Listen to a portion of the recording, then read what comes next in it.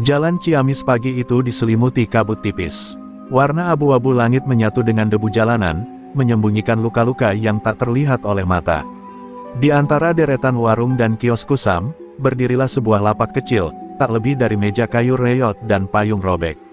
Di atasnya, bunga-bunga mawar, melati, dan krisan tertata seadanya. Tak ada spanduk, tak ada promosi, hanya keheningan. Di belakang lapak itu, duduk seorang pria tua kurus berjubah lusuh, bernama Somad. Senyumnya kecil, tangannya gemetar saat menata satu-satu bunga seakan sedang merawat anak-anaknya sendiri.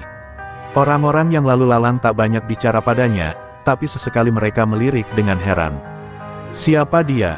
Dari mana asalnya? Baru 3 hari lapak itu muncul, tanpa suara, tanpa pemberitahuan. Tapi yang aneh, tidak ada preman yang menyentuh lapaknya. Padahal, Jalan Ciamis sudah lama jadi wilayah kekuasaan geng Kadal, kelompok preman paling bengis di kota kecil itu.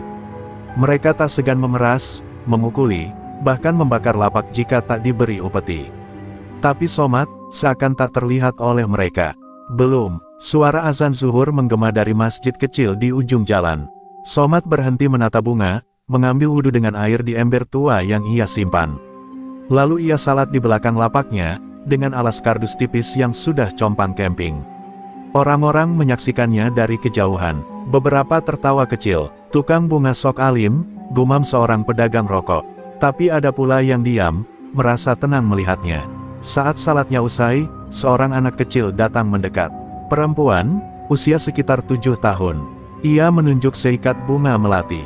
Buat ibu, om, lagi sakit. Somad tersenyum, lalu memberikannya tanpa meminta bayaran. Doakan cepat sembuh ya, katanya lembut. Anak itu mengangguk dan lari kecil. Di kejauhan, 2 anggota geng Kadal yang melihat kejadian itu hanya tertawa sinis. Sore menjelang, langit mulai menghitam. Awan gelap menggantung seperti pertanda buruk. Dari ujung jalan, terdengar suara deru motor-motor gede. 5 orang preman bertubuh besar dengan jaket hijau bertuliskan Kadal di punggungnya melaju lambat. Mata mereka menyapu para pedagang seperti elang mencari mangsa. Warga buru-buru menutup kios, berpura-pura sibuk, tak ingin dilirik. Suasana berubah mencekam. Motor-motor itu berhenti di depan lapak bunga. Salah satu dari mereka turun dan menyentuh bunga mawar dengan kasar. Bunga apaan ini? Buat cewek, cemen, katanya tertawa. Somad hanya menunduk, tak berkata sepatah pun. Preman itu menginjak bunga mawar dan meludah ke tanah. Tapi Somad tetap diam, hanya matanya yang menatap tajam ke kelopak yang hancur, seperti menyimpan sesuatu yang lama dikubur. Ayo, kakek, bayar lapak ini. Kalau enggak, hilang lu besok pagi, ujar salah satu dari mereka, menyeringai. Tapi Somad hanya menggeleng pelan. Saya cuma jual bunga, nggak punya uang buat bayar preman, katanya lirih. Preman itu tertawa. Ya udah, kita ambil bunganya aja. Mereka merampas beberapa ikat bunga, lalu menendang meja kayunya hingga roboh.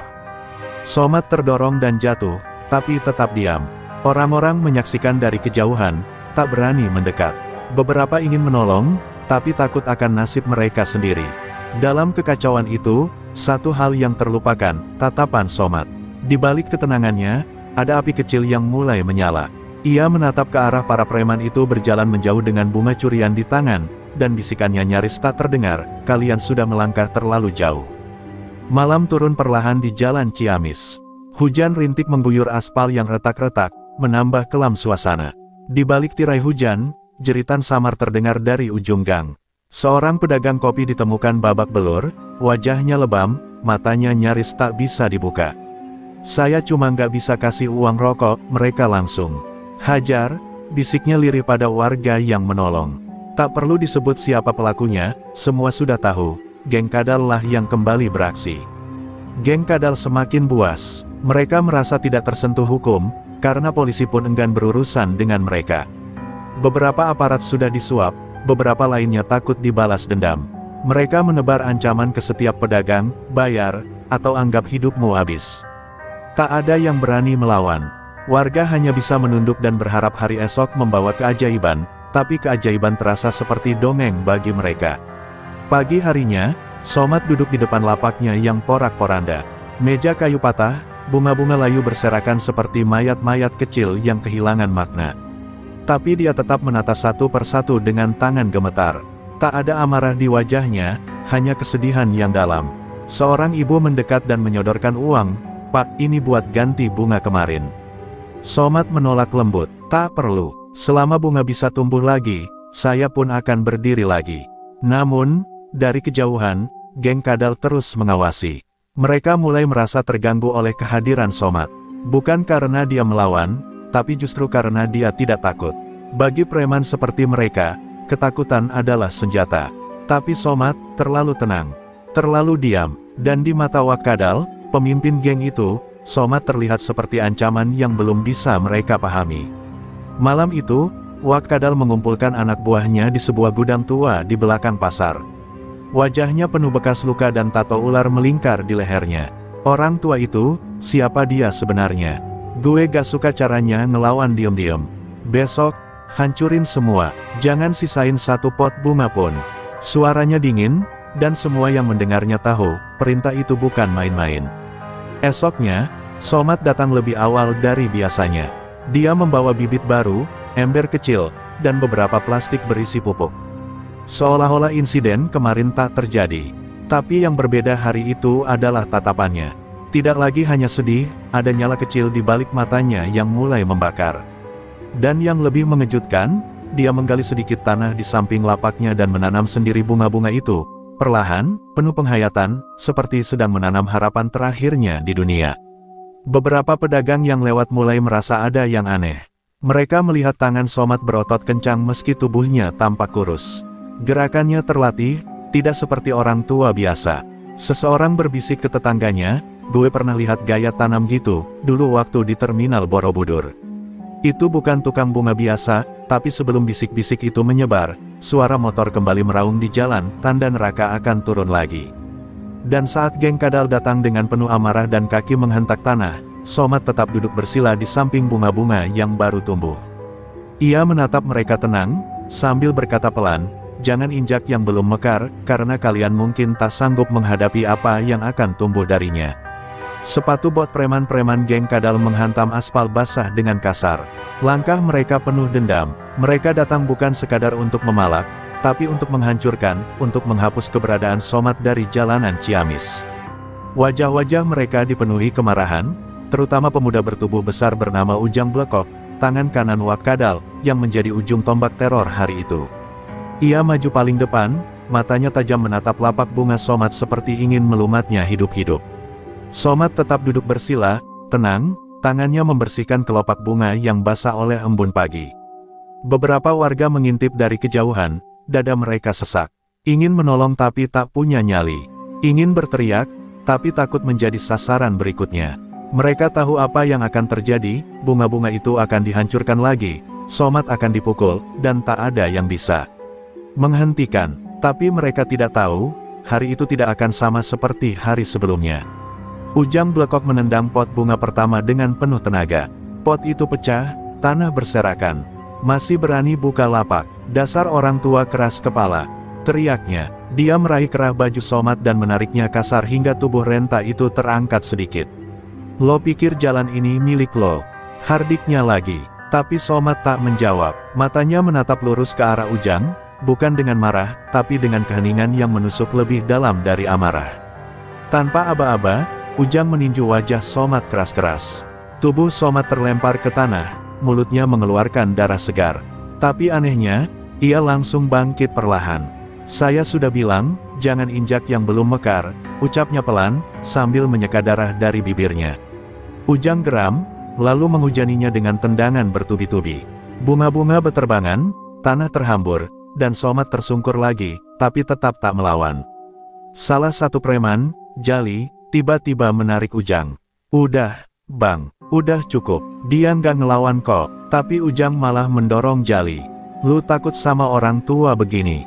Hah, dia harus tahu siapa yang punya jalan ini," teriaknya. Ujang mengambil sekop kecil dari lapak dan mengayunkannya ke arah kepala Somat, tapi sebelum sekop itu menyentuh kulit, tangan Somat menangkapnya, cepat, kuat, dan mengejutkan semua orang. Ujang terpaku. Sekop itu tidak hanya tertahan, tapi direbut paksa oleh Somat dengan gerakan cepat seperti tentara. Semua orang terdiam. Hujan rintik-rintik mulai turun dari langit yang kelabu. Somat bangkit perlahan, lalu menancapkan sekop itu kembali ke tanah. "Kalau saya belum ingin berdiri, jangan paksa saya berdiri," ucapnya datar. Kalimat itu seperti pukulan ke dada semua preman di sana. Tatapan mata mereka mulai berubah, dari marah menjadi waspada. Para preman akhirnya mundur, bukan karena belas kasihan, tapi karena ketakutan yang belum mereka pahami. Somat tidak membalas, tapi mereka tahu, ada sesuatu yang menahan dirinya. Sesuatu yang jauh lebih berbahaya dari sekadar tinju dan tendangan. Ujang menggerutu, "Besok gue datang lagi, bawa lebih banyak orang." Tapi suaranya terdengar goyah, seperti orang yang mulai meragukan nyalinya sendiri. Di kejauhan, warga mulai berdatangan. Bukan untuk mengerumuni Somat, tapi untuk menata ulang bunga-bunganya. Tak satu pun dari mereka bicara, tapi mereka bekerja dalam diam, membantu pria tua yang telah diam terlalu lama. Dan dari balik jendela toko, seorang supir truk tua berbisik ke dirinya sendiri, "Itu Somat, si jagal terminal Borobudur." Astagfirullah, dia kembali. Pagi itu, langit cerah seperti ingin menepis jejak kegelapan dari hari-hari sebelumnya. Jalan Ciamis kembali bergeliat, pedagang mulai membuka lapak, tapi tetap waspada. Banyak mata melirik ke satu titik yang kini jadi pusat perhatian, lapak bunga Somat. Meski baru saja dihancurkan, bunga-bunga di sana kembali tersusun. Tak sempurna, tapi penuh ketekunan. Dan di sampingnya, Somat duduk dengan tenang, seperti biasa, menata setiap kelopak dengan hati-hati seolah sedang merawat luka sendiri. Dari ujung jalan, gadis kecil yang dulu diberi bunga muncul lagi. Namanya Sari, bocah mungil berambut dua kuncir dengan wajah polos. Ia membawa kantong plastik berisi uang receh. "Om, ini Sari mau beli bunga lagi buat ibu. Ibu senang kemarin," katanya riang. Somat tersenyum, lalu mengambil bunga melati yang paling segar dan membungkusnya. "Ambil saja, Om kasih, buat ibu cepat sembuh," ucapnya lembut. Sari melompat senang, lalu duduk sebentar di dekat Somat sambil bercerita tentang ibunya yang kini mulai bisa duduk lagi. Tapi kebahagiaan itu tak berlangsung lama. Dari belakang, suara knalpot berteriak membelah udara. 3 motor preman geng kadal berhenti tepat di depan lapak. Ujang Blekok belum datang, tapi hari ini mereka mengutus 3 algojo barunya untuk tes nyali. Salah satu dari mereka, berambut cepak dan berbadan kurus bernama Cacan, berjalan mendekat dengan langkah pongah. Ia meludah ke tanah dan tertawa saat melihat gadis kecil itu memeluk bunga. "Wah, lucu amat, anak kecil beli bunga, hahaha, jangan-jangan buat kuburan ibunya," ejeknya kasar. Sari langsung memeluk bunga itu erat, matanya mulai berkaca-kaca. Somat berdiri perlahan, menatap mereka tajam. "Jangan ganggu anak kecil," suaranya pelan, tapi mengandung tekanan yang menusuk. Cacan hanya tertawa, lalu merampas bunga dari tangan Sari dan merobeknya di depan mata bocah itu. "Ini bunga, nih, udah rusak." Sari menangis. Ia duduk di tanah, memunguti kelopak yang berserakan, mulutnya bergetar, kenapa diambil?" Somat menatap kejadian itu dalam diam. Tapi tak seperti sebelumnya, kali ini ia tidak kembali duduk. Ia berdiri tegak, tubuh tuanya tampak lebih besar dari biasanya, dan untuk pertama kalinya, matanya bersinar seperti bara yang telah menanti untuk menyala. Angin tiba-tiba berhembus lebih kencang, dan suasana berubah tegang. Tanpa bicara panjang, Somat meraih tangan Cacan yang masih memegang sisa batang bunga, lalu memelintirnya. Krek, suara sendi patah terdengar jelas. Cacan menjerit, tubuhnya tersungkur.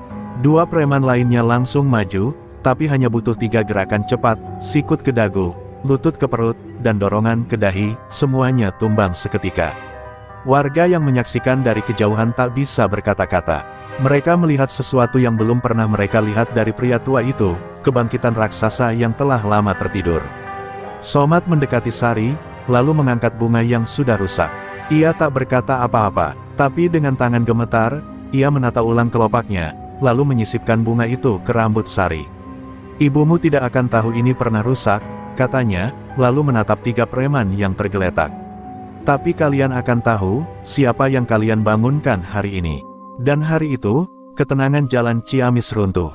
Bukan karena teror preman, tapi karena sebuah nama lama yang akan segera kembali menguasai jalanan, Somat, si jagal terminal Borobudur. Malam itu, langit Ciamis diselimuti mendung tebal. Angin bertiup keras, membawa suara gemetar dari para warga yang mulai membicarakan satu nama yang selama ini hanya menjadi legenda, Somad, si jagal terminal Borobudur. Di warung kopi, di pasar, di emper toko, semua berbisik penuh ketakutan sekaligus harapan.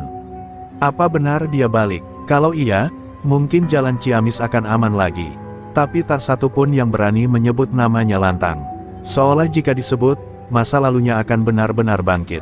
Sementara itu, di sebuah bangunan gelap di pinggiran kota, Wak Kadal duduk di atas sofa usang dengan tatapan merah membara.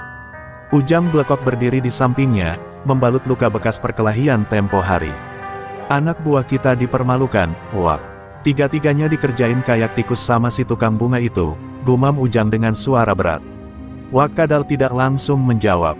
Ia menggertakkan gigi sambil menyalakan rokok.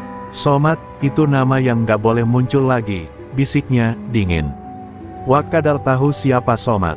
Dulu, mereka pernah hampir beradu nyawa di terminal Borobudur. Tapi waktu itu Somad menghilang, dan Wak Kadal bangkit sebagai penguasa baru di wilayah Ciamis. Kini, pria yang pernah menumbangkan puluhan preman hanya dengan tangan kosong itu muncul kembali, bukan sebagai raja jalanan, tapi sebagai tukang bunga. Tapi Wak Kadal tahu, diamnya Somad lebih berbahaya dari teriakan 1000 preman. Dan jika ia benar-benar bangkit, maka tahtanya akan runtuh. Sementara di jalan Ciamis, Somad berjalan sendirian malam-malam. Ia melangkah pelan menuju gudang belakang pasar, markas kecil yang sering digunakan geng Kadal berkumpul. Lampu temaram menyorot wajah tuanya yang keras, dan ketika ia mengetuk pintu besi dengan 3 ketukan keras, suasana mendadak senyap. Seorang preman membuka pintu, ingin membentak, tapi langsung terpaku ketika melihat siapa yang berdiri di sana. Mata itu, bukan mata tukang bunga. Aku ingin bicara dengan Wak Kadal, ucap Somad pelan. Suaranya tidak tinggi, tapi dalam dan penuh beban. Preman itu menelan ludah, lalu memanggil ke dalam. Tak lama, Wak Kadal sendiri keluar, berdiri dengan dada membusung. Dua pria yang dulu pernah berdiri di jalur berbeda, kini saling menatap lagi setelah bertahun-tahun. Keheningan menggantung lama sebelum Somad membuka mulut. Hentikan anak-anakmu, atau kalian akan menyesal. Wak Kadal tertawa mengejek. Lo pikir cuma karena bisa bikin bunga, gue takut. Ini wilayah gue sekarang, Mat. Bukan terminal yang lo kuasai dulu. Somad tidak tersinggung, hanya menatapnya dalam-dalam, seakan menimbang apakah pria di depannya masih punya hati. Bukan soal takut, ini soal cukup. Aku sudah cukup sabar, tapi anak kecil sudah jadi korban. Ini peringatan terakhir. Wak Kadal meludah ke lantai. Gue gak takut sama lo, Somad. Lo udah tua, gak ada yang bisa lo lakukan. Somad mendekat perlahan, hanya beberapa jengkal dari wajah Wak Kadal, dan berbisik pelan tapi tajam, kalau aku harus kembali, maka semua yang pernah aku kubur akan bangkit. Dan kalian, akan jadi yang pertama jatuh. Setelah mengatakan itu, Somad membalikkan badan dan berjalan pergi, meninggalkan keheningan yang menyesakkan. Wak Kadal berdiri terpaku, untuk pertama kalinya merasa punggungnya dingin, seperti disentuh bayangan masa lalu yang tak pernah ia ingin temui lagi. Malam itu, jalan Ciamis tahu, perang akan segera dimulai. Pagi harinya, pasar Ciamis kembali ramai seperti biasa, tapi tidak ada lagi canda, tidak ada tawa. Para pedagang sibuk melayani pembeli dengan wajah murung. Mereka tahu, semalam Somad telah mendatangi markas geng Kadal. Kabar itu menyebar cepat seperti angin. Sebagian warga merasa lega karena ada yang berani bicara, tapi sebagian lainnya gemetar ketakutan akan apa yang mungkin terjadi setelah ini. Semua tahu, Wak Kadal bukan orang yang bisa menerima peringatan. Dia bukan sekadar preman, dia adalah bom waktu. Dan benar saja, sekitar pukul 8 pagi, suara teriakan menggema dari arah selatan pasar. 5 orang preman geng Kadal berjalan sambil menggebrak meja-meja dagangan. Mereka tidak lagi hanya memalak, mereka menghancurkan. Mana si tukang bunga? Suruh keluar. Hari ini dia gue kubur di tanah dagangannya sendiri. Teriak Ujang Blekok, mukanya penuh amarah. Warga terdiam, tak satu pun berani bergerak. Mereka tahu siapa yang dicari, dan mereka takut jadi korban sampingan. Somad ada di sudut pasar, sedang membeli air bersih untuk menyiram bunga-bunganya. Ia berjalan pelan, tangan kirinya membawa jerigen kecil. Begitu dia muncul di kerumunan, suasana langsung membeku. Para preman menoleh serempak, wajah mereka penuh dendam. Tanpa banyak bicara, Ujang langsung melesat dan menghantam jeriken dari tangan Somat hingga terlempar. Air tumpah membasahi kaki mereka. "Tua bangka, lo pikir bisa ancam-ancam bos gue?" Somat tidak menjawab, ia hanya menatap Ujang lama, lalu memungut jeriken kosongnya. Tapi Ujang tak sabar, dia langsung melayangkan tinju ke perut Somat. Tubuh tua itu terhuyung ke belakang. Belum sempat berdiri tegak, pukulan kedua menghantam pipinya. Kali ini darah menetes dari sudut bibirnya. Ujang tertawa puas, diikuti sorakan rekan-rekannya. Mereka pikir, pria itu tak akan melawan. Sama seperti sebelumnya, tapi warga mulai resah. Seorang ibu tua menangis di sudut. Seorang tukang sayur mengepalkan tangan, lalu menahannya lagi. Mereka semua menyaksikan pria tua yang selama ini mereka anggap lemah dipukuli seperti hewan. Tapi yang paling menyakitkan adalah, Somat tetap diam. Ia hanya menatap mereka, bukan dengan marah, tapi seperti meminta maaf karena tak ingin menyakiti siapapun, bahkan para pemukulnya. Namun tiba-tiba, seorang anak kecil berteriak, "Om Somat, lawan mereka. Lawan, Om, jangan biarin mereka jahat terus." Itu suara Sari, gadis kecil yang bunga melatinya pernah dirobek. Ia berdiri di pinggir pasar, menangis sambil menatap pria yang ia kagumi sebagai pahlawan diam-diam. Suasana hening. Semua mata tertuju pada Somat, dan untuk pertama kalinya, mereka melihat pria itu mengangkat kepalanya dengan tegak. Somat berdiri, perlahan. Ia menyeka darah dari bibirnya, lalu menatap Ujang dan kawan-kawan. "Kalian pikir ini soal keberanian?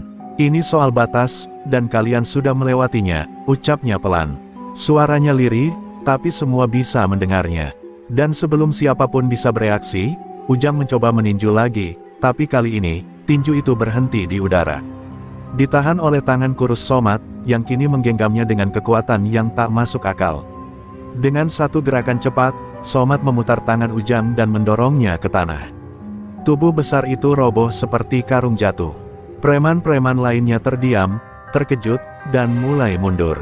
Suasana pasar hening, dan di tengah keheningan itu, warga mulai mendekat, bukan untuk menolong Somat, tapi untuk berdiri di belakangnya.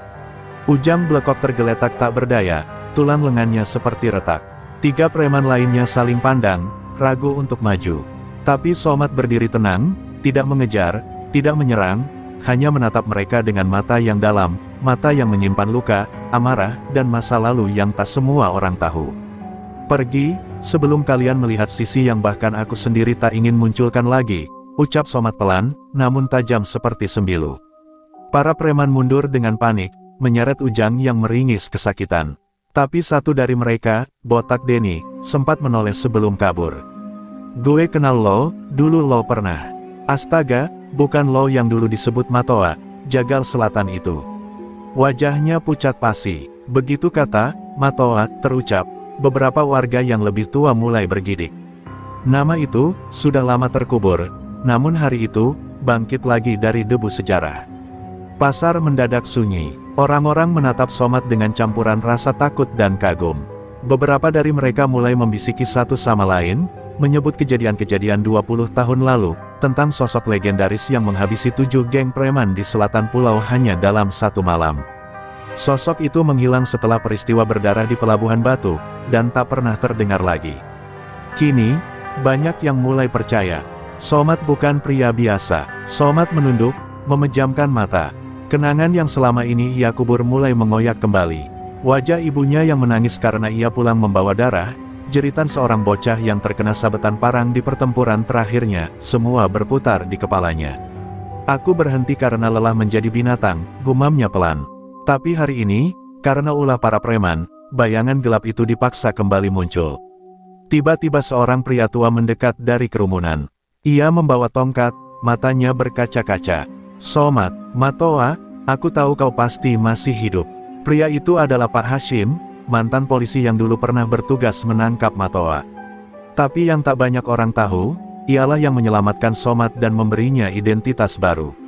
"Kau pernah bilang, kalau kekerasan akan kembali jika rakyat terus dibiarkan hidup dalam ketakutan.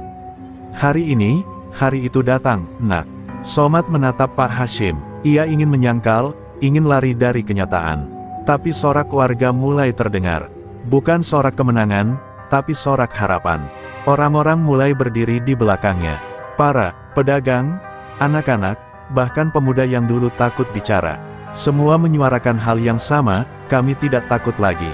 Bersama Bang Somad, kami akan lawan. Somad menatap kerumunan yang kini berubah jadi benteng semangat. Hatinya bergetar, ia tidak ingin kembali menjadi Matoa, tapi jika itu yang dibutuhkan untuk membebaskan rakyat dari belenggu preman, maka ia siap. Dengan langkah berat, ia berdiri di atas meja pasar, memandang jauh ke arah markas Wakadal. Kalau kalian tak datang minta ampun, aku yang akan datang. Dan aku takkan datang sebagai Somad, tapi sebagai Matoa. Jauh di sana, di sudut gelap markasnya, Wakadal sedang menyaksikan semuanya lewat kamera pasar yang diam-diam ia pasang. Bibirnya gemetar, rokoknya jatuh dari jari. "Matoa, kau masih hidup rupanya," bisiknya. Dan untuk pertama kalinya dalam hidupnya yang penuh darah, Wakadal tak bisa menyembunyikan rasa takut. Malam itu langit menghitam, seakan ikut murka dengan apa yang akan terjadi. Di markasnya, Wakadal duduk gelisah. Sejak mendengar nama Matoa disebut kembali, pikirannya tak tenang. Ia tahu betul siapa itu Matoa, bukan hanya legenda, tapi juga mimpi buruknya di masa lalu. Dulu, ketika Wakadal masih jadi kaki lima di pelabuhan, ia pernah menyaksikan sendiri bagaimana Matoa menghajar 30 preman hanya dengan 2 tangan kosong dan sebilah besi karatan. "Aku pikir dia sudah mati di pelabuhan batu," gumam Wakadal sambil menatap layar CCTV yang menyorot pasar pelabuhan. Napasnya berat, tangannya bergetar. Tapi sebagai bos besar, ia tak bisa menunjukkan rasa takut itu pada anak buahnya. Ia bangkit, lalu berteriak memanggil para tangan kanannya. "Suruh semua orang kita kumpul. Kita serang pasar itu malam ini juga. Aku mau habisi Somad, sebelum dia benar-benar jadi Matoa lagi." Di sisi lain, Somad duduk di pos ronda pasar bersama Pak Hashim dan beberapa warga. Ia menggenggam cangkir kopi yang tak disentuh sejak tadi. "Kau yakin akan menghadapi mereka, Mat?" tanya Pak Hashim. Somad menatap kosong ke arah jalan masuk pasar. "Bukan aku yang memilih ini, Pak. Mereka yang memaksaku kembali, dan kali ini, aku tidak akan berhenti sebelum akar kejahatan ini dicabut sampai ke dasarnya." Tak butuh waktu lama, sekitar tengah malam, deru motor dan langkah kaki kasar mengguncang bumi. Puluhan preman datang menyerbu pasar, membawa senjata tajam, pentungan, bahkan molotov. Mereka tertawa-tawa liar, yakin bahwa pasar akan luluh lantak malam itu. Tapi mereka tak tahu, Somad sudah menyiapkan segalanya. Warga tak lagi sembunyi. Mereka berdiri di balik warung-warung, membawa bambu, batu, bahkan air panas. Malam itu, mereka bukan hanya pedagang, tapi pejuang. Pertempuran meletus, api berkobar, teriakan menggema, dan di tengah kekacauan itu, Somad muncul dengan pakaian hitam legam, wajahnya tertutup syal merah. Ia tak berbicara sepatah kata pun, hanya melangkah maju, lalu menubruk barisan preman dengan kecepatan mengejutkan. 3 orang langsung tumbang, 2 lainnya menjerit kesakitan. Gaya bertarungnya tak berubah, cepat, brutal, dan presisi mematikan. Matoa telah kembali. Di ujung jalan, Wakadal hanya menatap dengan ngeri. "Itu, bukan manusia," bisiknya. Tapi sebelum ia bisa kabur, suara tumpul menghantam lehernya dari belakang. Ia ambruk, dan di atasnya berdiri seseorang yang tak asing, Pak Hashim, mantan polisi yang dulu menyelamatkan Somad. "Kau pikir bisa lari dari hukum, Kat? Kau lupa, aku yang dulu mengajari Somad cara menjatuhkan bajingan sepertimu." Saat fajar mereka, pasar pelabuhan dipenuhi luka dan darah, tapi juga kemenangan. Preman-preman kabur, beberapa ditangkap warga, dan Wakadal diborgol oleh tangan-tangan yang dulu gemetar tiap melihatnya. Somad berdiri di tengah pasar, tubuhnya dipenuhi luka, tapi wajahnya tenang. "Kalian tidak perlu Matoa lagi," katanya pada warga, "kalian hanya perlu berani." Dan pagi itu, untuk pertama kalinya dalam puluhan tahun, pasar pelabuhan terasa damai. Meski pagi itu kemenangan dirayakan, hati Somad tidak pernah benar-benar tenang. Luka-luka di tubuhnya tak sebanding dengan luka batin yang kini kembali menganga. Di tengah sorak-sorai warga yang bersyukur karena terbebas dari teror Wakadal, Somad justru berjalan perlahan menuju ujung pasar, ke sebuah sudut tua, tempat warung ibunya dulu berdiri sebelum dibakar para preman 10 tahun silam. Tempat itu kini hanya puing, tapi di sanalah semua ini bermula. "Mat," suara Pak Hashim pelan, menghampiri dari belakang. "Kau harus istirahat, luka-lukamu parah." Tapi Somad tak bergeming. Dulu, aku kira kalau aku balas dendam, semua ini selesai. Tapi ternyata, perasaan ini tetap ada, Pak. Ibu tetap tidak kembali. Dosa lama ini, tidak pernah benar-benar pergi. Sementara itu, dari dalam sel tahanan pasar, Wakadal hanya tertawa meski wajahnya lebam dan tubuhnya babak belur. Kalian pikir aku sendirian, gumamnya sambil meludah darah. Masih ada yang lebih tinggi dariku, dan dia tidak akan tinggal diam. Ucapan itu membuat beberapa warga merinding. Ternyata Wakadal hanya pion. Dalang sesungguhnya, masih berkeliaran. Hari mulai beranjak siang ketika seorang lelaki tua dengan jas rapi turun dari mobil mewah hitam pekat di pinggir pasar. Tatapannya tajam, senyumannya tipis dan dingin. Jadi, ini pasar yang membuat Wakadal bertekuk lutut. Ucapnya sambil menyesap cerutunya. Ia adalah Tan Kiong, bos besar sindikat Pelabuhan Utara, pria yang bahkan Wakadal segani. Ia pernah mencoba merekrut Matoa 10 tahun lalu, dan ditolak mentah-mentah. Kabar kekalahan Wakadal ternyata membuat Tan Kiong geram. Ia merasa telah kehilangan muka. Kalau Matoa memang masih hidup, maka biarkan aku yang menguburnya sendiri, katanya pada pengawal-pengawalnya. Tak ada senjata tajam di tangan mereka, hanya setelan jas mahal, tapi semua orang tahu, mereka adalah pembunuh bayaran kelas atas. Pasar pelabuhan, yang baru saja bangkit, kini kembali berada di ambang kehancuran. Di malam yang tenang, Somat duduk di depan musala kecil di belakang pasar. Kakinya terluka, tapi pikirannya jauh lebih dalam. Ia mengingat wajah ibunya, suara tangis anak-anak pasar, dan sumpahnya dulu, tidak akan pernah membiarkan satu pun preman menyentuh pasar ini lagi. Ia tahu Tan Kiong akan datang, dan ia tahu, pertarungan berikutnya bukan sekadar soal nyali, tapi soal sejarah yang harus dituntaskan. Pak Hashim datang membawa sebuah tas lusuh. Ini milikmu dulu, sebelum kau hilang 10 tahun lalu. Somat membuka tas itu. Di dalamnya ada sebuah sabuk kulit bertuliskan nama, Matoa, dan sepucuk senjata api tua milik ayahnya yang dulu polisi. Aku harap kau tidak perlu menggunakannya. Tapi kalau itu harus terjadi, pastikan kau menembak hanya untuk keadilan. Somat menatap langit yang mulai mendung. Keadilan, atau pengampunan, Pak? Gumamnya lirih. Tapi ia tahu jawabannya. Dosa lama belum usai. Dan jika Tan Kiong benar-benar datang, maka Matoa harus bangkit, untuk terakhir kalinya. Langit pelabuhan batu menumpahkan hujan deras seolah ikut menangisi nasib pasar yang kembali di ujung tanduk. Di tengah derasnya air yang membasahi bumi, Somat, atau Matoa, berdiri di depan gerbang pasar, mengenakan jaket kulit tua dan sabuk warisan ayahnya.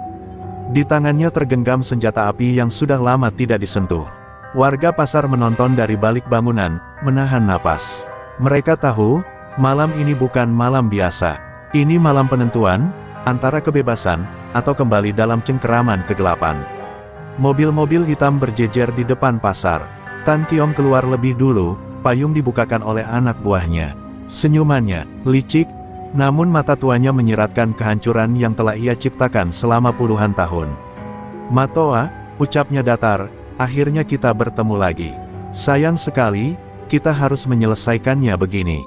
Somat melangkah maju, menatap langsung mata pria yang pernah mengirim orang-orang membakar warung ibunya. Tidak ada yang perlu diselesaikan. Kau hanya harus menghilang dari tempat ini. Pasar ini bukan milik kalian. Tanpa banyak bicara, pengawal-pengawal Tan Kiong mulai maju. Mereka bukan preman pasar biasa, mereka adalah pembunuh profesional, tenang, mematikan. Namun Matoa sudah siap. Ia bergerak laksana bayangan, memanfaatkan tiang pasar, tumpukan peti, dan remang lampu sebagai medan perang. Satu persatu tumbang, tubuhnya penuh luka, tapi semangatnya membakar lebih panas dari darah yang menetes dari pelipisnya. Di tengah hujan dan denting peluru, terjadilah duel maut. Tan Kiong akhirnya turun tangan sendiri. Pria tua itu masih lincah meski usianya tak muda. Ia bukan sekadar dalang, ia juga algojo. Perkelahian mereka berlangsung brutal. Tinju, tendangan, hantaman kepala. Tan Kiong berhasil menghantam wajah Matoa dengan besi. Namun ketika ia hendak menusukkan pisau ke perut Matoa, tangan Matoa lebih cepat. Senjata ayahnya menyalak, sekali, tepat di dada kiri Tan Kiong. Tubuh Tan Kiong terhuyung. Ia menatap Matoa dengan mata tak percaya, lalu jatuh berlutut. Kau seperti ayahmu, terlalu mencintai keadilan, gumamnya lirih sebelum ambruk ke tanah, bersimbah darah, lalu tak bergerak lagi. Hujan terus turun, membasahi jas mewah Tan Kiong dan wajah Matoa yang berdarah-darah. Warga pasar keluar perlahan, mendekati Matoa yang kini terjatuh bersimpuh di tanah. Pak Hashim memeluknya dari belakang. "Kau sudah menepati janjimu, Nak. Pasar ini bebas karena kau." Air mata jatuh, tak hanya dari Matoa tapi dari banyak warga yang menyaksikan sendiri bagaimana seorang pria sendirian berdiri melawan kekuatan gelap yang selama ini menindas mereka. Pagi menjelang, matahari menembus sisa hujan yang masih rintik. Pasar kembali hidup, anak-anak tertawa, pedagang membuka lapak mereka, dan spanduk baru terpasang, "Pasar Pelabuhan Batu, bebas dari preman." Di sudut belakang, Matoa duduk diam, menatap ke arah langit. Dendam telah berakhir, tapi kenangan akan tetap hidup. Ia bukan lagi Somat si Kernet. Ia adalah legenda, Matoa, sang penjaga pasar. 2 minggu telah berlalu sejak malam hujan yang menewaskan Tan Kiong dan mengguncang Pelabuhan Batu.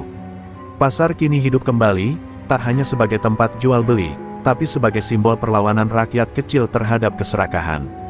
Di setiap sudut, nama Matoa disebut dengan hormat. Anak-anak melukis wajahnya di dinding toko, para pedagang menyisihkan sebagian hasil jualannya untuk memperbaiki musola pasar yang dulu hampir roboh karena ulah preman. Matoa sendiri tak tinggal di pasar lagi. Ia memilih menyingkir dari keramaian, tinggal di sebuah rumah kayu peninggalan ibunya di pinggir bukit. Meski luka-luka fisiknya mulai sembuh, hatinya masih sering dihantui masa lalu.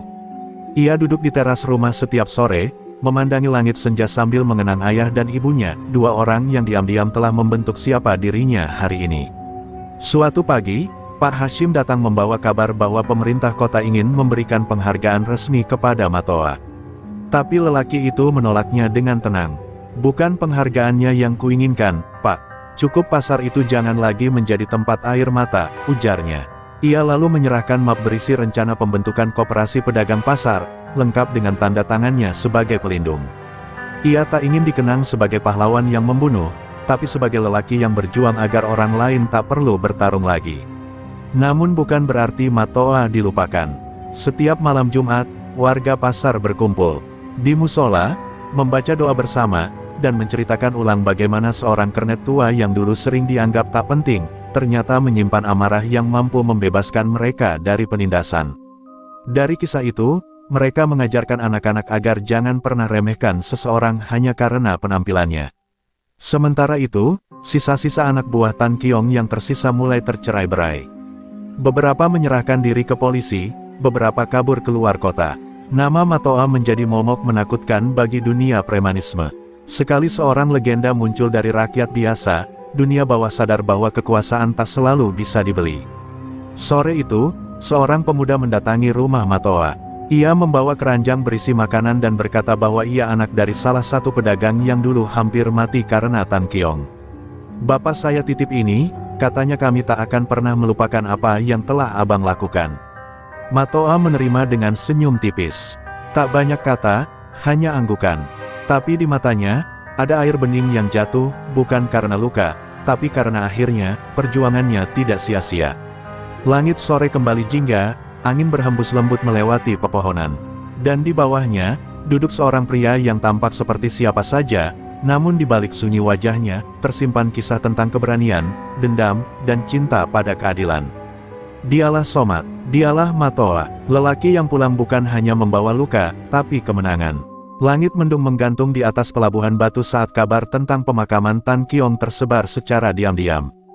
Tidak ada pelayat, tak ada air mata. Hanya segelintir preman yang datang dengan kepala tertunduk, bukan karena duka, tapi karena takut. Nama Matoa masih bergaung seperti petir yang belum padam. Bahkan tanah pun seperti menolak menerima jasad lelaki keji itu. Hujan deras mengguyur liang lahatnya, seolah bumi tak rela menampung dosa-dosa yang telah ditanamkan bertahun-tahun. Di sisi lain, Matoa berdiri diam di depan makam ibunya. Tak ada kata-kata, hanya seikat bunga melati yang ia letakkan di atas pusara yang kini lebih rapi. "Ibu, anakmu tidak sempurna, tapi aku sudah berusaha menepati janji," bisiknya lirih. Air mata jatuh perlahan, bukan karena menyesal, tapi karena akhirnya, semua amarah yang ia pendam sejak kecil kini telah menemukan ujungnya. Ia tidak bangga telah membunuh, tapi ia lega telah membuat ibunya tenang di alam sana. Hari-hari di Pelabuhan Batu mulai tenang, namun jejak-jejak kekacauan masih terasa. Banyak pedagang masih takut jika kekuasaan lama kembali, dan tak sedikit pula yang bertanya-tanya, apakah benar seorang kernet bisa menggulingkan kekuasaan sebesar itu. Tapi waktu menjawab semuanya. Setiap malam, keamanan pasar dijaga oleh para pemuda, anak-anak dari korban Tan Kiong yang kini bangkit karena semangat Matoa. Ia tidak hanya menanam perlawanan, tapi juga keberanian baru. Suatu malam, Matoa didatangi seorang lelaki tua yang tak ia kenali. Ia memperkenalkan diri sebagai teman lama ayahnya, seorang sopir angkutan legendaris yang dulu pernah diburu preman. Lelaki itu berkata bahwa Somat, ayah Matoa, adalah orang terakhir yang berdiri sebelum sistem preman menguasai segalanya. Dan sekarang kau meneruskan jejaknya, bukan sebagai pembunuh, tapi sebagai penjaga nyawa banyak orang.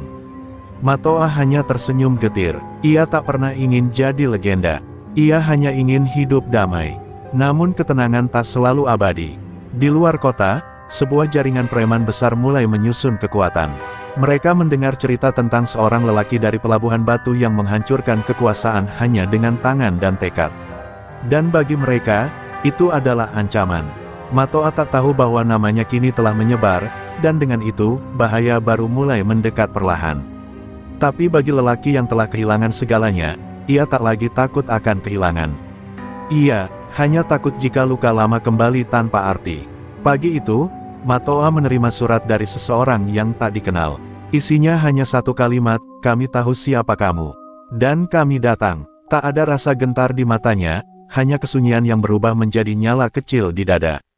Ia melipat surat itu, menaruhnya di bawah bantal, dan menatap cermin.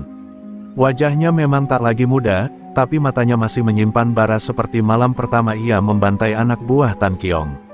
Dunia belum selesai, dan Matoa tahu, perang belum berakhir. Sambil duduk di teras rumahnya, Matoa menyalakan rokok terakhir dari bungkus usang. Di kejauhan, pelabuhan mulai tampak ramai kembali, suara tawa anak-anak kembali terdengar. Matoa tahu, selama tawa itu masih ada, selama kehidupan masih berjalan, ia tak boleh kalah. Ia bukan malaikat, bukan juga iblis.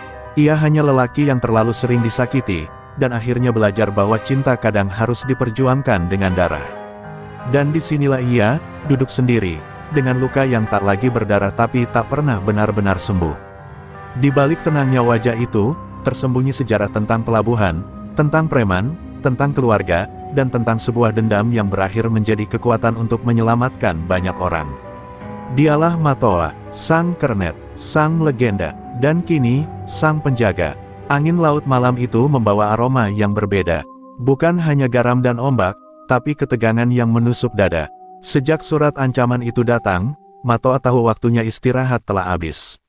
Ia tak tahu siapa yang mengirim pesan itu, tapi ia tahu satu hal pasti, preman-preman dari luar Pelabuhan Batu telah mencium namanya. Dan bagi mereka, legenda baru harus segera dipatahkan, sebelum menjadi kekuatan tak terbendung. Musuh-musuh ini bukan anak buah Tan Kiong. Mereka lebih terlatih, lebih kejam, dan lebih haus darah. Beberapa hari kemudian, satu kabar mengejutkan muncul dari selatan. Seorang pedagang ikan di Pelabuhan Cilacap dibunuh di depan keluarganya. Diukir di dinding rumahnya tertulis, "Ini baru permulaan, Matoa."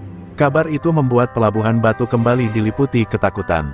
Para warga mulai menarik dagangan mereka lebih awal, dan malam-malam menjadi sunyi seperti sebelum Matoa datang. Rasa aman yang baru seumur jagung kini mulai runtuh lagi. Dan ini bukan sekadar gertakan. Matoa duduk diam di depan rumahnya, tangan menggenggam batu nisan kecil yang dulu ia ukir sendiri untuk ibunya. Dalam diam ia berkata, "Aku tak akan biarkan darah tak bersalah mengalir lagi." Tapi kali ini berbeda. Musuh yang datang tidak main-main. Mereka adalah sisa jaringan Tan Kiong yang pernah diusir keluar kota, kelompok preman elit dari selatan yang kini ingin mengambil kembali kekuasaan yang telah direnggut. Dan target pertama mereka adalah Matoa. Malam itu, 5 orang tak dikenal menyusup ke terminal tua tempat Matoa dulu bekerja. Mereka membakar bangunan tua itu hingga tinggal arang. Di atas abu, mereka meninggalkan senjata besi berkarat, simbol geng, lintah laut, jaringan preman yang dikenal membantai tanpa suara. Ini bukan peringatan, ini tantangan perang. Dan mereka ingin Matoa datang sendiri, atau Pelabuhan Batu akan menyaksikan genangan darah baru di setiap lorong pasar. Namun Matoa bukan lagi lelaki penuh amarah seperti dulu. Kini ia memiliki sesuatu yang lebih besar dari dendam, ia punya tanggung jawab. Bukan hanya sebagai legenda hidup, tapi sebagai penjaga bagi mereka yang percaya padanya. Ia mulai melatih beberapa pemuda pasar untuk bela diri, mengajari mereka cara membaca gerak musuh, dan menjaga satu sama lain. Ia tidak menginginkan perang, tapi jika harus berperang, maka mereka tak akan berperang dalam ketakutan. Beberapa malam setelah pembakaran terminal, seorang pemuda datang tergopoh ke rumah Matoa. Wajahnya pucat, tubuhnya bergetar. Mereka datang, Bang. 3 mobil masuk lewat jalur pelabuhan belakang. Mereka cari abang. Matoa bangkit perlahan, menatap ke arah laut yang mulai gelap. Ia mengambil jaket lusuh peninggalan ayahnya, dan menyelipkan pisau kecil ke balik pinggang. Malam itu, ia berjalan sendirian menuju dermaga, meninggalkan rumah tanpa lampu, tanpa suara. Di dermaga, suara sepatu menghentak lantai kayu, dan lampu-lampu perahu mati satu persatu, menyisakan gelap yang mencekam. Tiba-tiba dari balik kapal, muncul 5 sosok bertubuh besar, wajah penuh tato, dan mata yang menyala seperti binatang buas. Salah satu dari mereka meludah ke lantai dan berkata, "Jadi ini si kernet legendaris. Kami datang bukan hanya untukmu, Matoa. Kami datang untuk menjadikan pelabuhan batu lahan darah kami kembali." Matoa tak menjawab, ia hanya menggenggam pisau kecilnya lebih erat. Tak ada kata-kata lagi, hanya sunyi, lalu bunyi langkah pertama yang berubah jadi duel dalam gelap. Darah pertama menyentuh lantai dermaga malam itu, namun bukan darah Matoa. Ia bergerak seperti bayangan, menghantam, menusuk, menghindar. 1 jatuh, 2 roboh. Tapi yang tersisa justru tertawa, itu baru pemanasan. Tunggu kami di Minggu Purnama. Kami akan datang, semua. Lalu sosok itu kabur ke laut naik perahu cepat, meninggalkan ancaman baru. Perang sesungguhnya, baru akan dimulai. Pagi itu langit Ciamis tampak muram. Awan menggantung rendah seperti menandakan datangnya badai besar. Somat berdiri di depan gerbang markas geng Kadal yang kini telah porak-poranda. Tubuhnya penuh luka, tapi sorot matanya masih menyala tajam. Di sekelilingnya, beberapa preman sudah terkapar tak sadarkan diri. Darah mengalir membasahi tanah, namun tak ada sedikit pun keraguan di wajah mantan penguasa terminal Borobudur itu. Dari balik reruntuhan bangunan, muncullah Dado, satu dari 3 sisa petinggi geng Kadal yang masih hidup. Wajahnya pucat, bajunya compang camping. Ia menyeret kaki dengan napas tersengal, mencoba kabur dari neraka yang diciptakan Somat semalam. Namun baru beberapa langkah, sebatang besi bunga besi milik Somat melayang menghantam lututnya. Dado jatuh menjerit, memohon ampun dengan suara parau. "Ampun, Mat, aku cuma ikut-ikutan." Somat mendekat perlahan, napasnya berat tapi teratur. "Kau ikut-ikutan merusak hidup orang, ikut-ikutan memeras, ikut-ikutan menganiaya mereka yang tak bersalah," ucapnya dingin. "Kau tahu, setiap bunga yang aku jual, adalah pengingat akan kematian. Dan hari ini, kau menjadi bagian dari makna itu." Dado menjerit histeris saat besi bunga kembali menghantam pundaknya, membuat bahunya terlepas. Suara tulang patah terdengar jelas, seiring isak tangis yang menggema di antara reruntuhan. Tapi Somat tidak menikmatinya, wajahnya tetap datar, dingin, penuh luka jiwa yang telah lama ia kubur sejak hari pertamanya mengubur sahabat-sahabatnya yang dulu dibunuh geng preman. Di sisi lain, warga mulai berdatangan melihat kehancuran markas yang selama ini menebar teror. Mereka tertegun melihat Somat yang berdiri di tengah puing, tubuhnya tegap meski darah menetes dari pelipisnya. Seorang ibu menangis, berlutut dan mencium tangan Somat. "Anakku selamat, Mas, kau malaikat bagi kami," ucapnya dengan suara gemetar. Namun Somat tak menjawab, pandangannya menerawang jauh, seperti sedang menimbang sesuatu. Lalu ia berkata lirih, "Aku bukan malaikat. Aku cuma orang yang pernah tenggelam dalam gelap, lalu terpaksa kembali ke sana untuk menebus semua kesalahan masa lalu." Tak lama kemudian, sirene polisi terdengar dari kejauhan. Warga mulai panik, takut Somat akan ditangkap. Tapi Somat hanya tersenyum tipis. Ia menatap langit yang mulai cerah, lalu berbisik, "Biar hukum bicara, tugas saya sudah selesai." Ia lalu berjalan pelan, menyerahkan diri tanpa melawan.